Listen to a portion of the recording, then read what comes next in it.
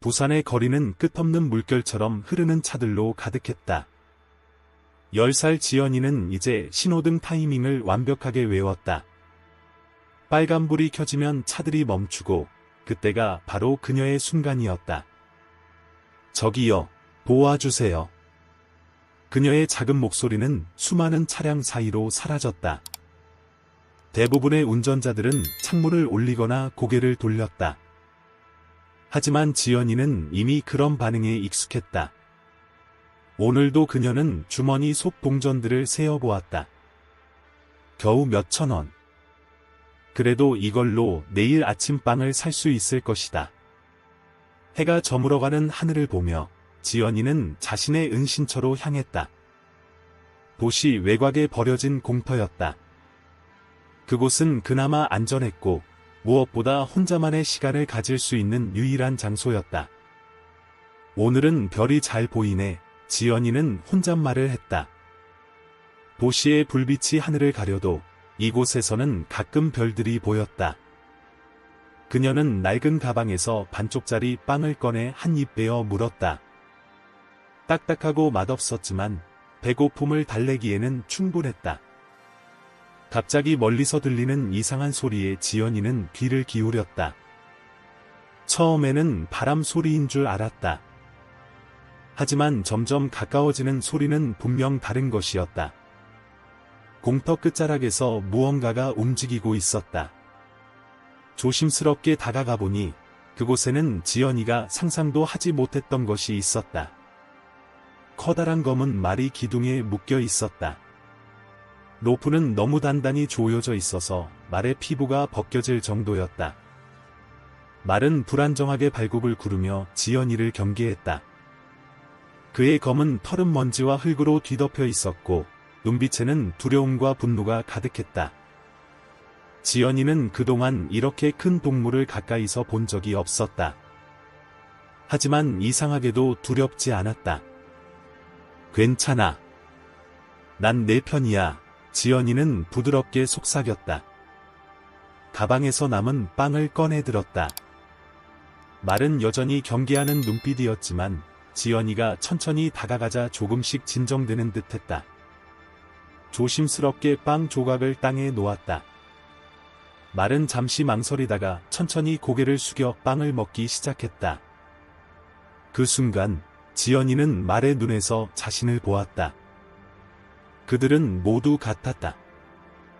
혼자이고 버려졌고 아무도 신경 쓰지 않는 존재들.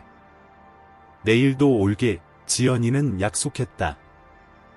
말은 고개를 들어 그녀를 바라보았다. 그의 눈빛이 조금 달라진 것 같다. 아까의 분노는 사라지고 이제는 뭔가 다른 감정이 깃들어 있었다. 밤이 깊어갔다. 지연이는 자신의 잠자리로 돌아가야 했지만 발걸음이 쉽게 떨어지지 않았다.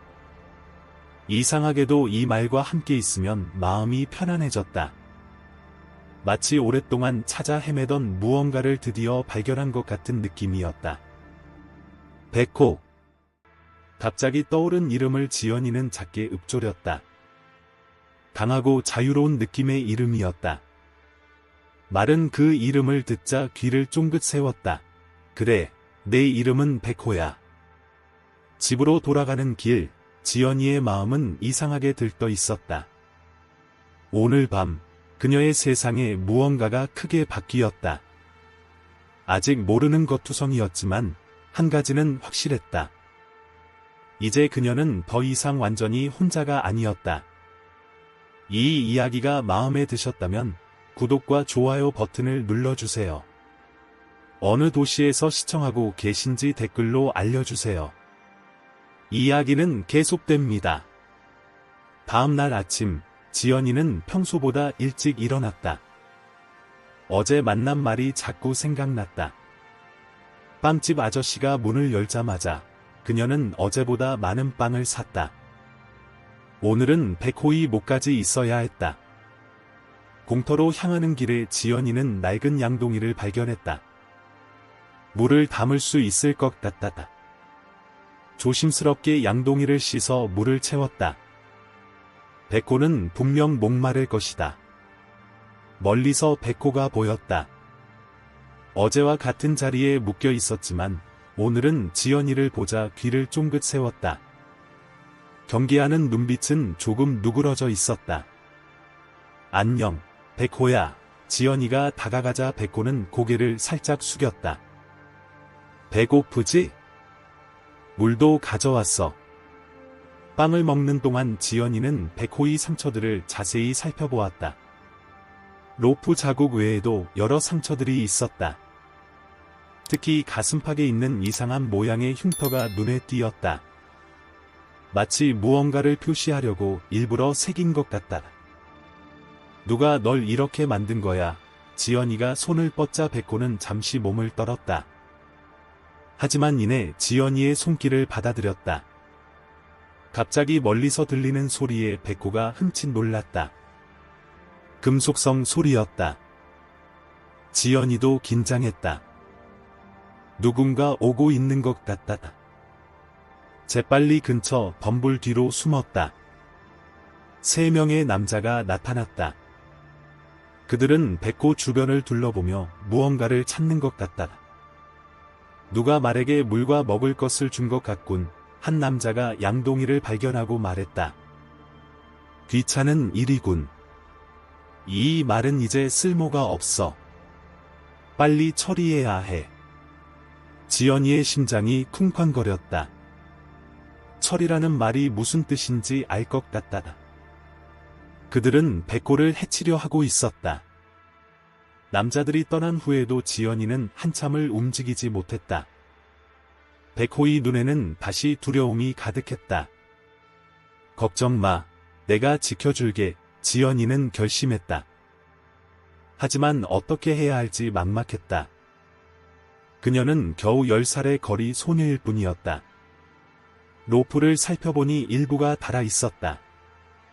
지연이는 근처에서 녹슨 철사를 발견했다.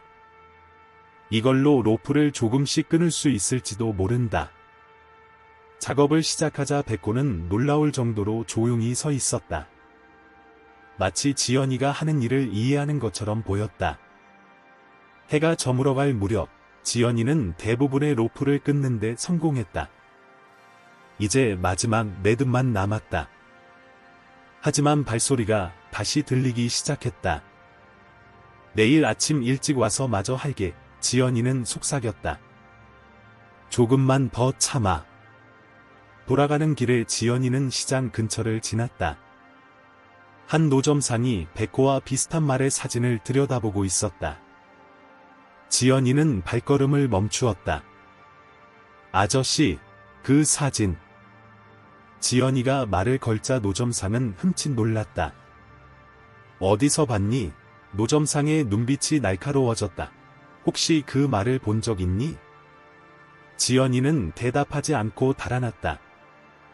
하지만 의문이 커졌다. 백호의 정체는 무엇일까? 왜 그렇게 많은 사람들이 그를 찾고 있는 걸까? 그날 밤, 지연이는 잠들지 못했다. 내일이면 백호를 구할 수 있을 것이다. 하지만 그 다음은? 어디로 가야 할까? 누구를 믿을 수 있을까? 창밖의 달빛이 유난히 밝았다. 마치 내일을 위한 희망의 빛처럼 보였다. 새벽이 밝아오기 전 지연이는 이미 공터로 향하고 있었다. 어젯밤 내내 계획을 세웠다. 석준 아저씨의 농장이 떠올랐다. 한 번은 그곳을 지나친 적이 있었는데 버려진 동물들을 돌보는 착한 농부라고 들었다. 백호는 지연이를 보자마자 알아봤다. 마지막 로프를 자르는 동안 말의 심장 소리가 지연이의 귀에 들렸다. 지연이의 손이 떨렸다. 하지만 포기할 수는 없었다. 백호의 눈을 보았다. 그의 눈에는 간절함이 가득했다. 마지막 힘을 다해 로프를 잡아당겼다. 순간 툭 소리와 함께 로프가 끊어졌다. 백호는 잠시 움직이지 않았다. 마치 이 순간이 진짜인지 확인하는 것 같다. 가자, 백호야. 지연이는 남은 로프 한 끝을 잡고 백호를 이끌었다. 발소리가 점점 가까워졌다. 지연이와 백호는 공터 반대편으로 달렸다. 좁은 골목길로 접어들자 뒤에서 고함 소리가 들렸다. 말이 사라졌다. 어디 있지? 도시는 아직 잠들어 있었다. 새벽녘의 어둠이 그들을 숨겨주었다. 지연이는 기억을 더듬어 석준 아저씨의 농장으로 가는 길을 찾아갔다. 백호는 놀라울 정도로 조용히 따라왔다. 커다란 몸집에도 불구하고 발소리 하나 내지 않았다. 마치 도망치는 것에 익숙한 것처럼 보였다. 1시간쯤 걸었을까, 멀리 농장이 보였다. 아직 이른 시간이었지만 석준은 이미 깨어 있었다. 마당에서 물을 끌어올리고 있었다. 누구십니까? 석준이 경계하는 목소리로 물었다. 도움이 필요해요. 지연이가 떨리는 목소리로 대답했다. 석준은 백호를 보자 눈을 크게 떴다. 뭔가 이상한 낌새를 눈치챈 듯했다. 하지만 지연이의 간절한 눈빛을 보고 한숨을 쉬었다. 들어오렴. 하지만 설명해야 할 게 많아 보이는구나.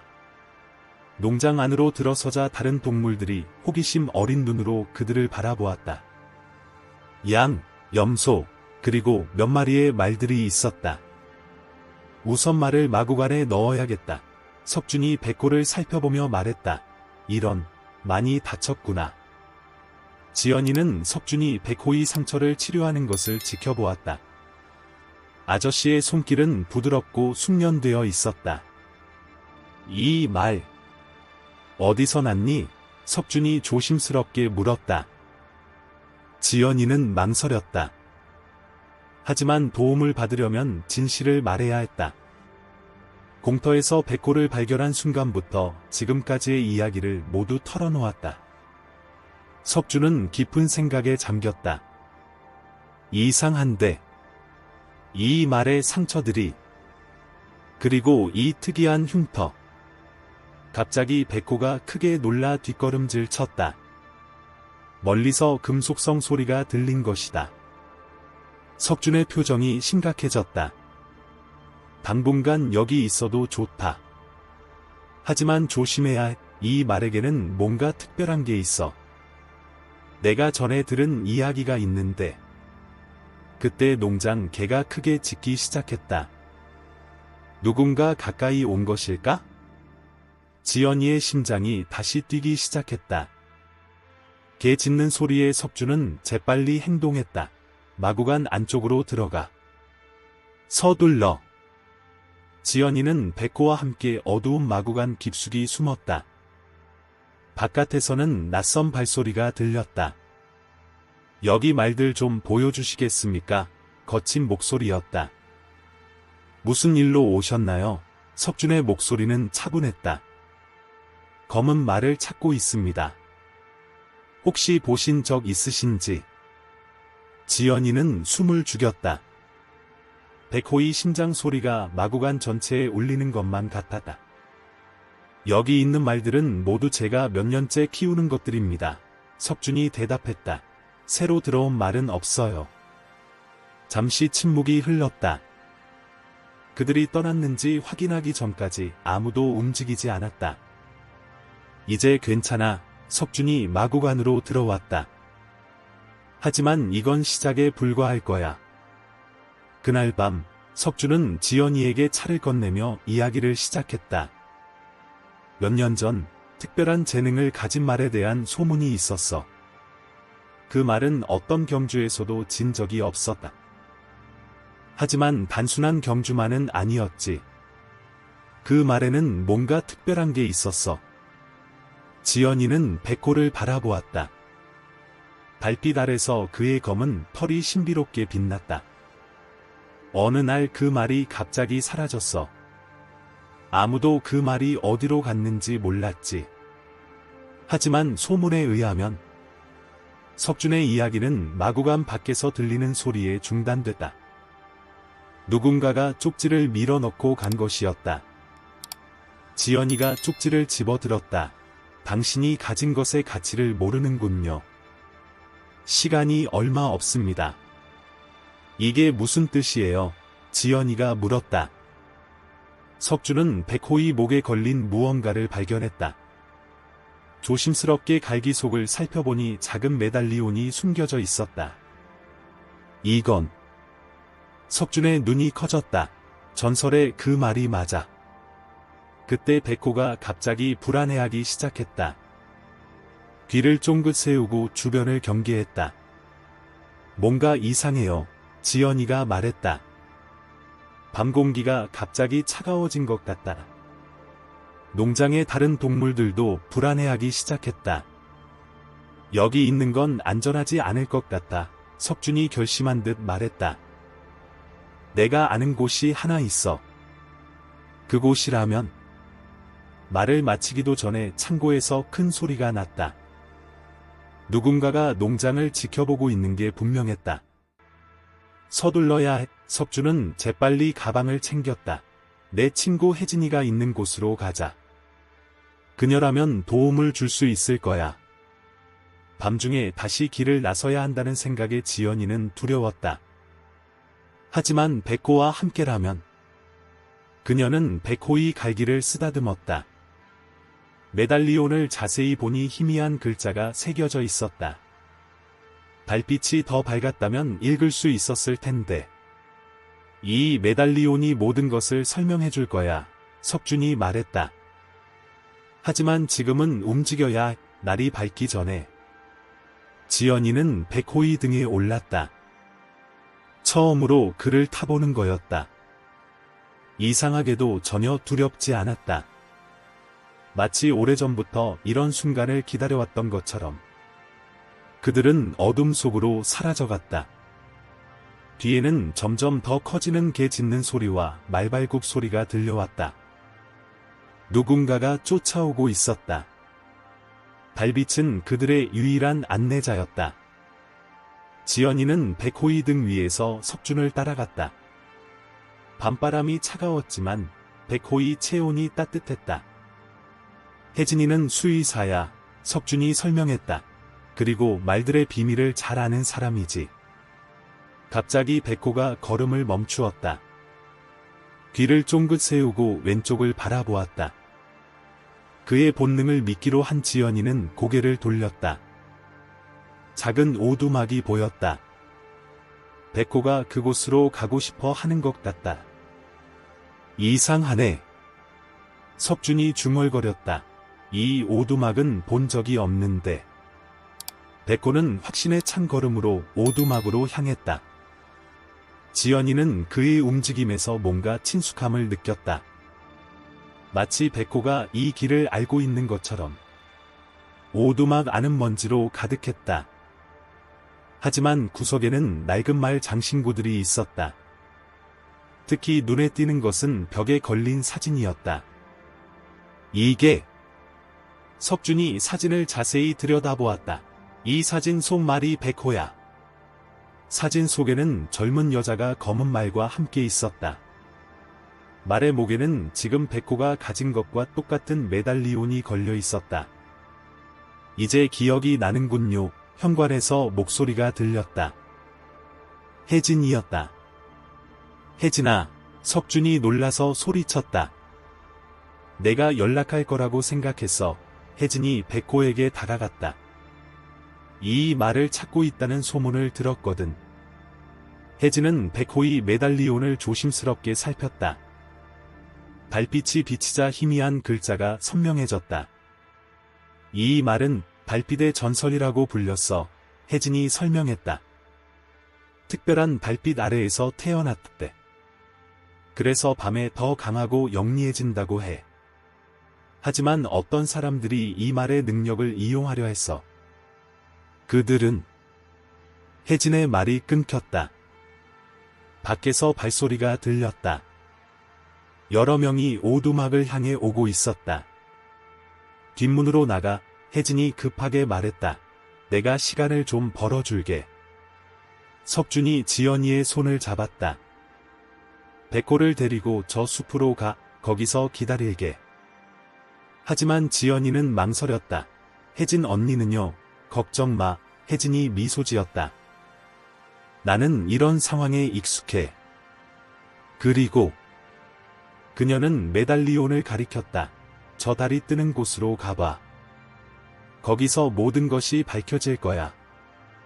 지연이는 백호이 등에 올랐다. 그들이 떠나기 직전 혜진이 마지막으로 말했다. 기억해, 지연아. 백호는 내가 생각하는 것보다 훨씬 특별한 말이야. 그리고 내가 그를 찾은 건 우연이 아니야.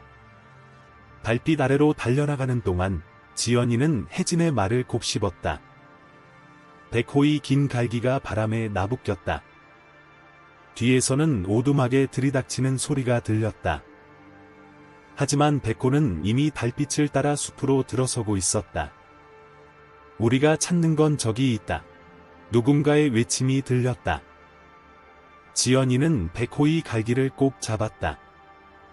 이제 그들의 운명은 이 달빛 아래의 질주에 달려 있었다. 달은 점점 더 크고 밝아졌다. 지연이와 백호는 숲속 깊이 달렸다. 뒤에서는 여전히 추격자들의 소리가 들렸지만 백호는 자신만이 아는 길을 따라 움직이고 있었다. 갑자기 나무들 사이로 작은 호수가 보였다. 호수 표면에 비친 달빛이 마치 거울처럼 빛났다. 백호는 그곳을 향해 달렸다. 저기, 뒤에서 누군가가 소리쳤다. 하지만 그때였다. 백호의 메달리온이 달빛을 받아 강하게 빛나기 시작했다. 지연이는 눈이 부셔 잠시 앞을 볼 수 없었다. 빛이 조금 잦아들자 호숫가에 한 여인이 서 있었다. 사진 속의 그 여인이었다. 마침내 찾았구나. 여인의 목소리는 달빛처럼 부드러웠다. 당신은? 지연이가 물었다. 나는 은하. 백호의 첫 번째 친구였어. 여인이 미소 지었다. 그리고 이제 너는 그의 마지막 친구가 될 거야. 추격자들이 가까워졌다. 그들의 우두머리로 보이는 남자가 앞으로 나섰다. 은하. 내가 살아있었어. 남자의 목소리가 떨렸다. 동준아, 이제 그만해. 은하가 말했다. 백호는 내 것이 아니야. 그는 아무의 것도 아니야. 하지만 그의 능력으로 우리는. 그래서 내가 그를 훔쳤니? 은하의 목소리가 차가워졌다. 그의 자유를 빼앗고 밤의 힘을 이용하려 했어? 동준은 잠시 침묵했다. 그의 눈에 후회의 기색이 스쳤다. 백호는 달빛과 함께 태어난 특별한 말이야. 은하가 설명했다. 그는 밤의 영혼을 가졌어. 그래서 달빛 아래서는 누구도 따라잡을 수 없지. 지연이는 이제 이해할 수 있었다. 백호가 왜 그토록 자유를 갈망했는지, 왜 그가 밤에 더 강해졌는지. 그리고 이제 은하가 지연이를 바라보았다. 그는 새로운 친구를 찾았어. 백호가 부드럽게 울었다. 그의 검은 털이 달빛 아래서 은은하게 빛났다. 내가 그를 이해했기 때문에 그가 너를 선택한 거야. 은하의 말에 지연이의 눈시울이 붉어졌다. 동준은 천천히 뒷걸음질 쳤다. 그의 부하들도 하나둘씩 물러났다. 미안해. 그가 마지막으로 중얼거렸다. 은하는 메달리온을 가리켰다. 이건 이제 내 거야, 지연아. 백호를 지켜줄 수 있는 건 너뿐이야. 하지만 전 그저 거리의 아이인 거려. 지연이가 망설였다. 때로는 가장 순수한 마음을 가진 이가 가장 큰 보물을 지킬 자격이 있는 법이야. 은하가 미소 지었다. 그녀의 모습이 달빛 속으로 서서히 사라져갔다. 마지막 순간 그녀의 목소리가 들려왔다. 기억해, 지연아.